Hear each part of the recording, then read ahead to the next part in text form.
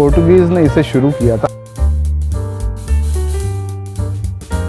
पैठनी साड़ीज़ चाहिए तो ये पैठनी है। सचमुच की बैंगल नहीं है, खाने की बैंगल्स है। पूरी मापसा सिटी इनके आशीर्वाद से चलती है।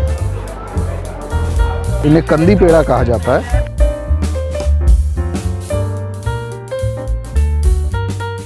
ये मिडिल ईस्ट में पॉपुलर डिश होती है।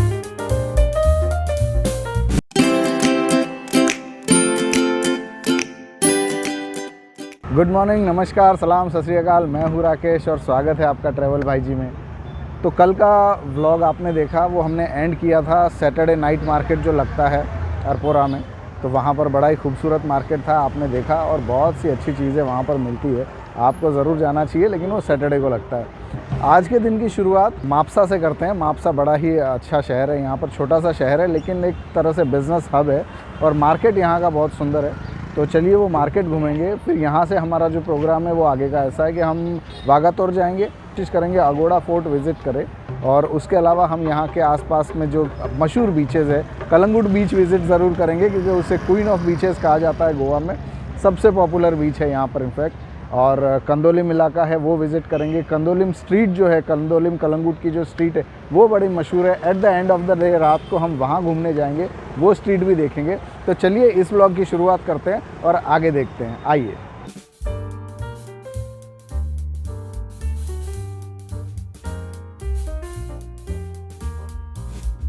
तो ये है मापसा मार्केट।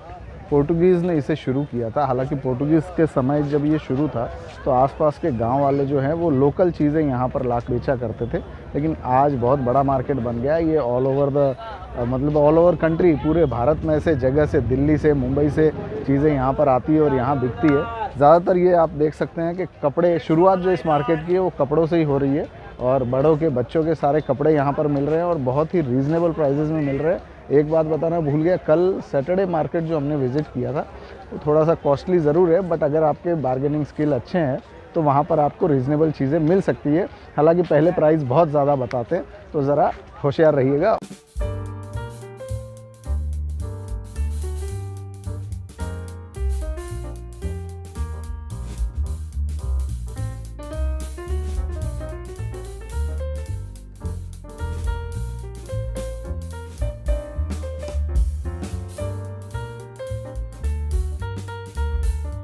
तो ये मैं इस वक्त विज़िट कर रहा हूँ मापसा मार्केट, और बहुत सारी चीज़ें मिलती हैं। स्पेशली कपड़े तो बहुत बड़ी तादाद में मिलते हैं यहाँ पर। एक गणेश साड़ी सेंटर है, बहुत ही अच्छी यहाँ पर आपको रीज़नेबल साड़ियाँ मिलती है। ये देखिए, अगर आपको पैठनी साड़ीज़ चाहिए तो ये पैठनी है। उसके अलावा यहाँ पर सूरत से आई हुई साड़ियाँ बहुत मिलती है। ये आपके बनारसी साड़ियाँ अगर आपको लेनी हो तो इस तरीके के वेराइटीज़ ये इस शॉप में बहुत है, और इनफैक्ट काफ़ी यहाँ पर दुकानें हैं। तो शॉपिंग के लिए बहुत ही अच्छा डेस्टिनेशन है।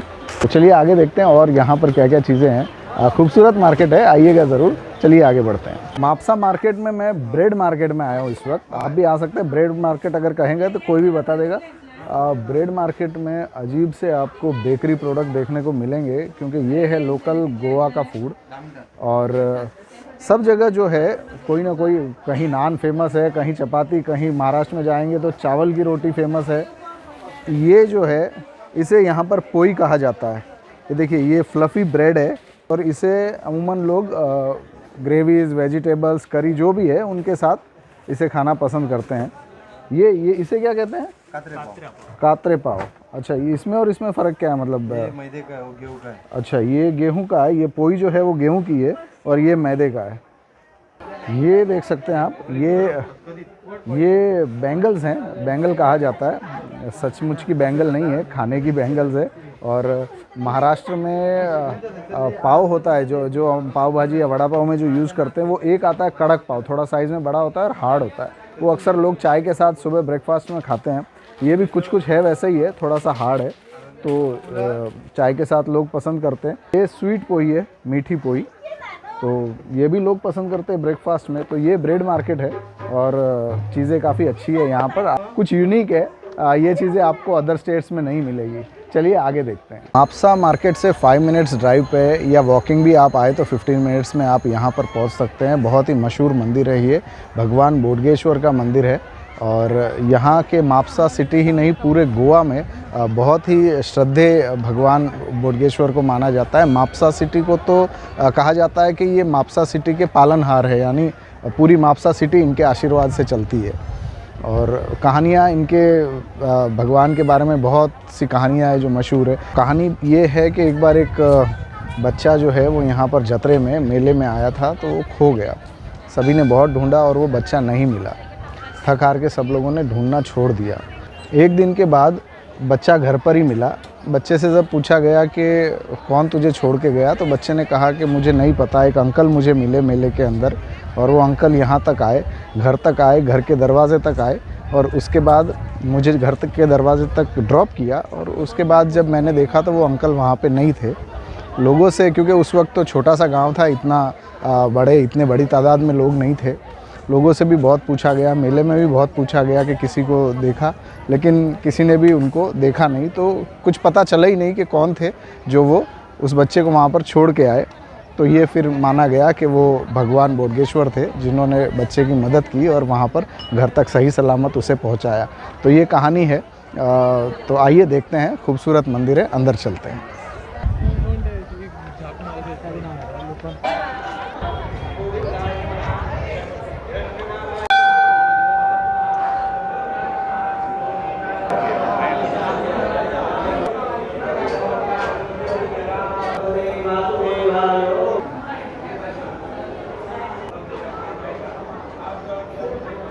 तो मंदिर के दर्शन हो गए और लोकेशन भी मंदिर की बहुत अच्छी है। सिटी से आउट में, सिटी से बिल्कुल टच में है, लेकिन यहाँ पर लगभग सिटी जो है वो एंड हो जाता है, यानी जो बिल्डिंग्स हैं, होटल्स हैं, दुकानें, वो क्योंकि आसपास में पूरी ग्रीनरी है यहाँ पर।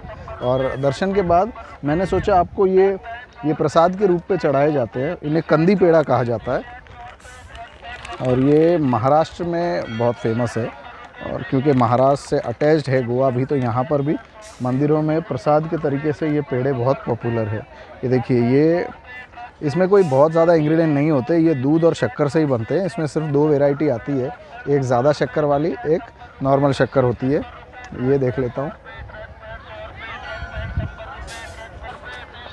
अच्छा टेस्ट है, मिल्की सा स्वाद है। शक्कर का प्रभाव बहुत कम है, मिल्क का प्रभाव ज़्यादा लग रहा है और अच्छा प्रसाद है। चढ़ाइए भगवान को और फिर घर पर लेके जाइए। चलिए आगे देखते हैं।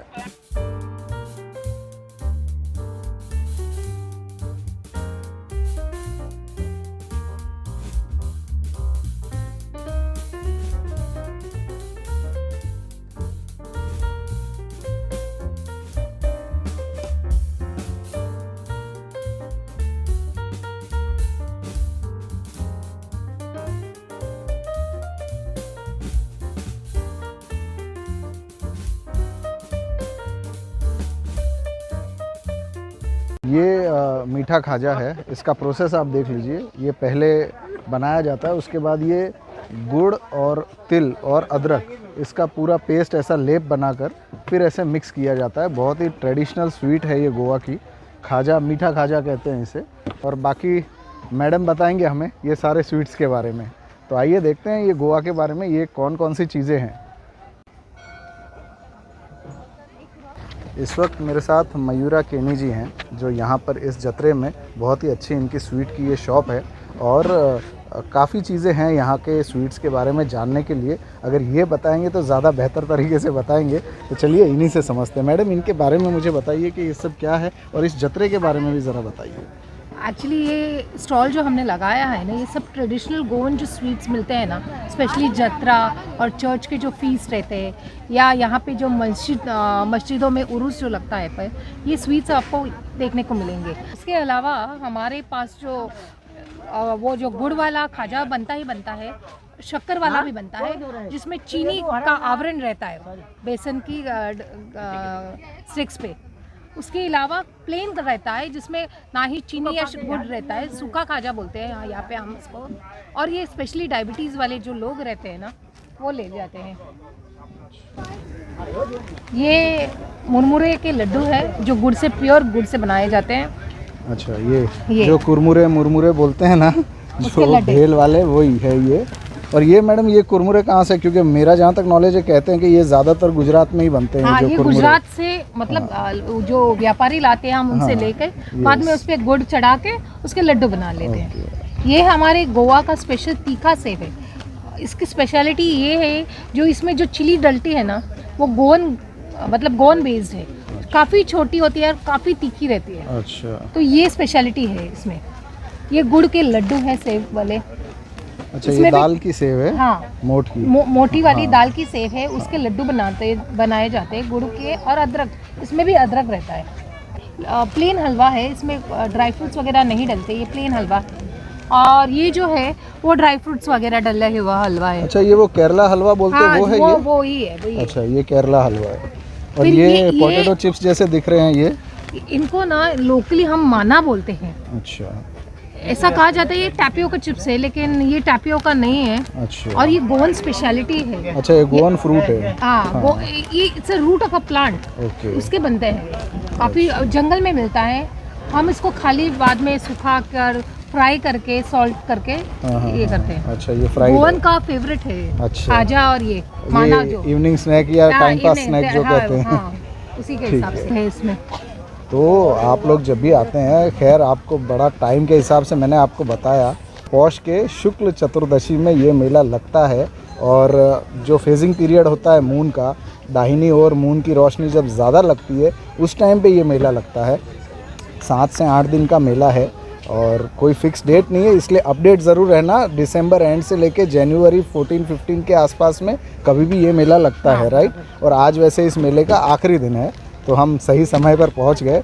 और यहाँ पर एवरी ईयर आप लगाते हैं ये? हमारा ये ट्रेडिशनल। और अगर किसी को ये मिठाई चाहिए और अगर सपोज मेले में वो नहीं है तो फिर कहाँ से लेगा वो? लाइक हम जो ये स्वीट्स बनाते हैं ना, ये हम मापसा बेस्ड है। अच्छा। ये हम मापसा में हम थोड़े जनों को सप्लाई करते हैं। अच्छा। सुपरमार्केट्स में भी रखते हैं। अच्छा। तो जो स्पेशली जो टूरिस्ट रहते हैं वो आके वो ले सकते हैं। और जो हमारे बड़े बड़े कस्टमर्स रहते हैं उनको हम अपना कॉन्टैक्ट नंबर देते हैं। अच्छा। ताकि वो हमसे कॉन्टैक्ट करके डायरेक्टली ले जा सके। तो ठीक है, इनका कॉन्टैक्ट नंबर जो भी होगा, अगर आपको मंगवानी है ये कोई स्वीट, आप स्वीट के शौकीन हैं, तो कॉन्टैक्ट नंबर मैं आपको डिस्क्रिप्शन में दे दूंगा, तो आप इन्हें कॉन्टैक्ट करके वो चीज़ मंगवा सकते हैं। चलिए अब यहाँ से आगे चलते हैं, काफ़ी चीज़ें देख लिए, अभी काफ़ी दिन और हैं, तो आगे का प्रोसेस शुरू करेंगे। Thank you.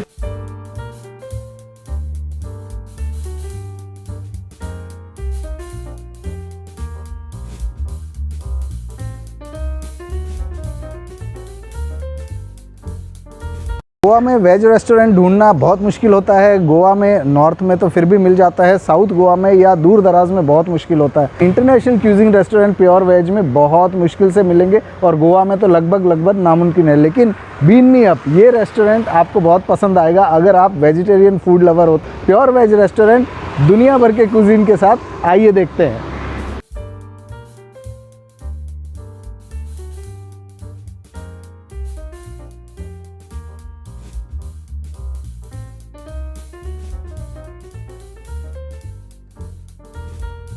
तो बीन मी अप रेस्टोरेंट में आने के बाद मैंने अपने लिए 2 चीज़ें ऑर्डर की है, दोनों ही इंटरनेशनल क्यूजीन है।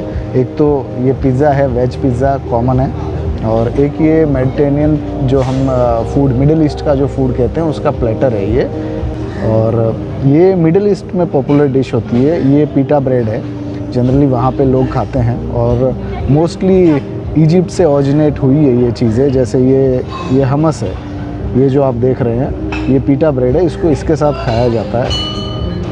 ये सॉस है, डिप्स हैं, आप जो कहें, चटनी कहें, जो भी कहें, ये हमस है और ये चिक पीस से बनाया जाता है, जो काबुली चने जो होते हैं उनसे, और फिर ऑलिव ऑयल और ये सारा मिक्स करके इसे तैयार किया जाता है। ये बाबा गनोश कहते हैं इसे।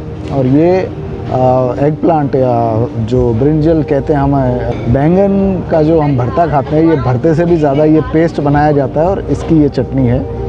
ये मैटबूचा कहते हैं, टोमेटो है, टोमेटो को रोस्ट करके फिर उनकी चटनी बनाई जाती है। ये ऑलिव है, ये फलाफल है, ये भी चिक पीस के आटे से बनता है, चिक पीस, और फिर इसे फ्राई किया जाता है। बाकी ये तो सैलड है। तो देखिए ये सारी चीज़ें हैं और अब इन्हें खाना शुरू करता हूँ।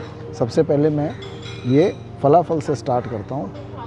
ये पकोड़े जैसा दिखता है, बाकी पकोड़े से अलग है क्योंकि ये चने का आटा है। तो इसकी शुरुआत मैं करता हूँ इस टोमेटो की चटनी से।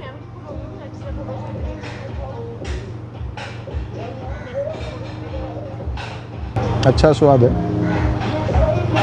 स्पाइसेस वगैरह इस फूड में इतने होते नहीं हैं, तो वो एक्सपेक्ट भी ना करें। बाकी हाँ, एक बेसिक सा स्वाद है। और आपको अगर दुनिया का स्वाद चखने की इच्छा हो तो आप यहाँ आ सकते हैं। मुझे इससे ज़्यादा इस टोमेटो वाले मैट बुचा का जो है वो ज़्यादा पसंद आया। अभी ये देखिए, इसमें इस तरीके से इतनी बड़ी गार्लिक डाल दी जाती है। और वैसे ये हमस तो इसके साथ इतना अच्छा कॉम्बिनेशन नहीं रहता है, स्टिल मैं ट्राई कर लेता हूँ।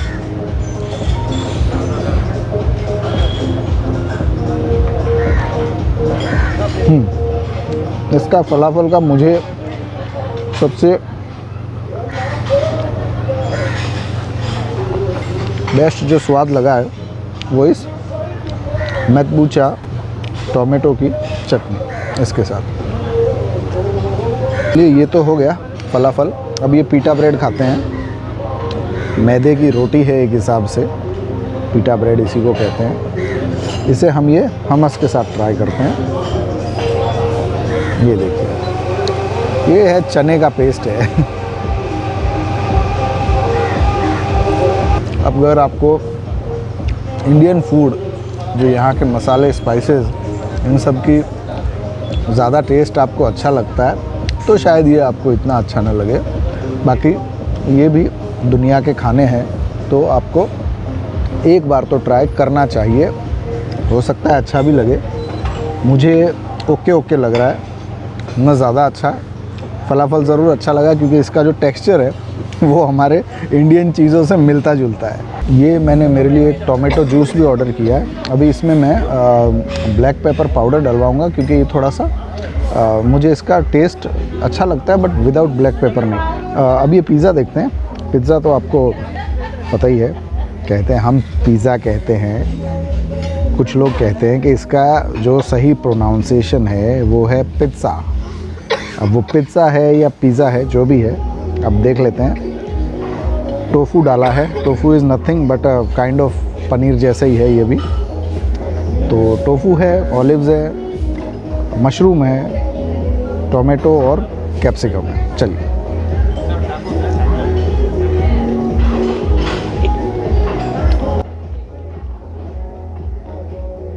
बहुत अच्छा स्वाद है पिज़्ज़ा का। पिज़्ज़ा क्या है, इंडियंस के नस नस में बस चुका है, तो इसका स्वाद तो अच्छा लगना ही है। चलिए मैं ख़त्म करता हूँ। मैं अकेला तो ख़त्म नहीं कर पाऊँगा, तो अब आगे चलते हैं ये फूड ख़त्म करने के बाद। Thank you.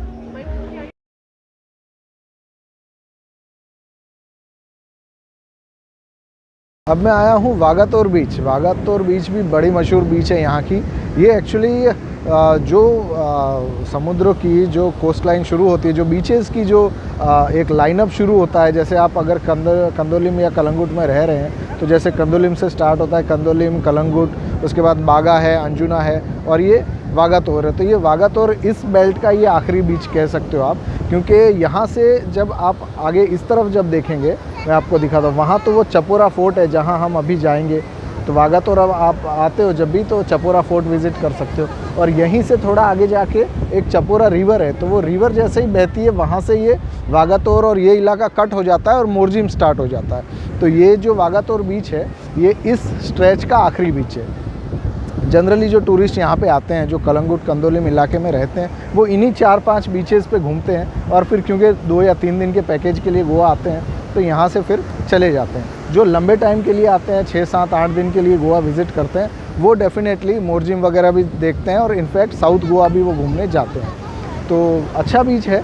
फ़िलहाल तो यहाँ पे इतने कोई शेक्स वगैरह बने हुए नहीं है, ना ही वो जो हम कहते हैं लाउंज जो बने हुए हैं, वो लाउंज भी यहाँ पे इतने नहीं रखे हैं। तो इतना ज़्यादा लाइवली तो नहीं है, लेकिन फिर भी क्योंकि सीज़न है इस वक्त तो भीड़ तो काफ़ी है। और हाँ, वाटर स्पोर्ट्स वगैरह होते हैं। वाटर स्पोर्ट्स यहाँ पर ये जेट स्कीइंग आप देख सकते हैं। 2000 रुपीज़ लेते हैं यहाँ पे, बार्गेन करेंगे तो शायद 1500 तक कर लेते हैं। पानी का बहाव कल भी बहुत तेज़ था, आज भी आप वेव्स देख सकते हैं कि काफ़ी ऐसा शांत नहीं है पानी। और गोवा में हमेशा ये जो दिसंबर से जो भीड़ शुरू होती है, दिसंबर तो एक्सट्रीम हो जाता है। अगर आपको गोवा दिसंबर में आना है तो आप आ सकते हैं क्योंकि रौनक बहुत ज़्यादा होती है। लेकिन अगर अवॉइड करें उस सीज़न में तो थोड़ा सा बेटर है, क्योंकि बहुत ज़्यादा भीड़ होती है। चीज़ों की कीमतें जो हैं वो लगभग 4 गुना हो जाती है हर चीज़ की। जो बाइक रेंट आप लेंगे तो बाइक रेंट जनरली 300-400 के आसपास में मिल जाती है। लेकिन अगर आप सीज़न में आए, दिसंबर में आए या आफ्टर 15-20 दिसंबर के बाद से अगले 20 दिन तक आए तो बहुत ज़्यादा रेट है। और इनफैक्ट क्रिसमस के पीरियड से 31st तक तो एक स्कूटी के 2000 रुपीज़ तक मांगते हैं, यानी 4 गुना 5 गुना। होटल्स भी सेम, बिल्कुल बेसिक से होटल जिनकी ऑन एन एवरेज प्राइस 2000 के आसपास होती है, वो सीधा आपको 10,000 8,000 इस रेंज में चले जाते हैं। और 5 स्टार जो प्रॉपर्टीज़ है वो यहाँ पर लगभग 15,000 के आसपास रूम देते हैं, वो सीधे 30, 35, 40,000 हो जाती है। तो बहुत महंगा हो जाता है गोवा उन 10-15 दिनों तक। दिसंबर के बाद से जो भीड़ कम होनी शुरू होती है, जनवरी में भी काफ़ी होती है लेकिन फिर भी थोड़ी सी कम हो जाती है भीड़। फरवरी में और कम, ऐसे आते आते लगभग मई मंथ तक गोवा की भीड़ बिल्कुल ख़त्म हो जाती है।